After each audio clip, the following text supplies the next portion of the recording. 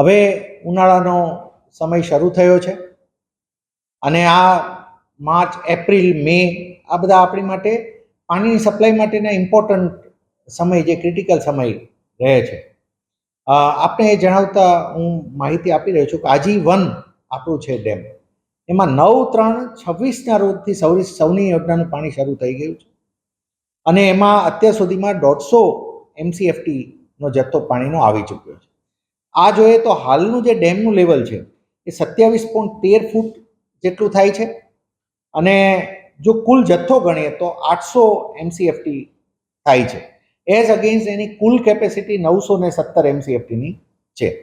આ જ રીતે આપણો બીજો જે રાજકોટ શહેરને મહત્વનું પાણી આપતો ન્યારી 1, એમાં પણ 6મી માર્ચથી આપણું સૌનીનું યોજનાનું પાણી શરૂ થયેલ છે. એનો હાલનો જથ્થો જે આપેલો જથ્થો છે એ 180 MCFT આપ્યો છે.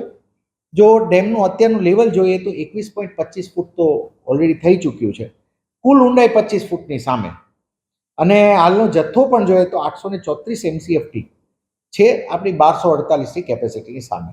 આ બંનેના ડેટા ઉપરથી આપણે બહુ શ્યોરલી કહી શકીએ કે મોટે ભાગે પાણીનો કોઈ પ્રશ્ન આવવાની શક્યતાઓ ખૂબ ઓછી દેખાય છે. અમે બહુ સ્મૂથલી પાણી ડિસ્ટ્રીબ્યુશન આ ઉનાળા દરમિયાન પણ કરી શકીશું. આ વખતે અમે માર્ચ મહિનામાં એક અલગથી એ કેમ્પેઇન પણ કરી કે અમારે જે સફાઈ કરવાના છે, અમારે ESR, GSR, જે લાઈનોના રિપેરિંગ કરવાના છે ને પ્રાયોરિટીમાં ઉનાળા પહેલાં જ અમે કર્યા અને એના પરિણામે જ આપને થોડા ફેઝિસ આવ્યા કે જ્યાં અમે કટ આપ્યા પાણીના પહેલાંમાં.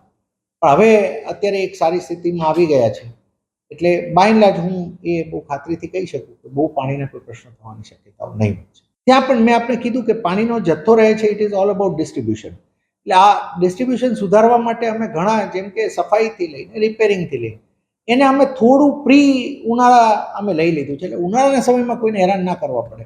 હજી જ્યાં સુધી પાણીની બીજા કોઈ પ્રશ્નો નથી ત્યાં સુધી નાના મોટા રિપેરિંગ ને બધું પતી જાય, એ જોતાં મને એવું લાગે છે કે by and large distribution will be very smooth.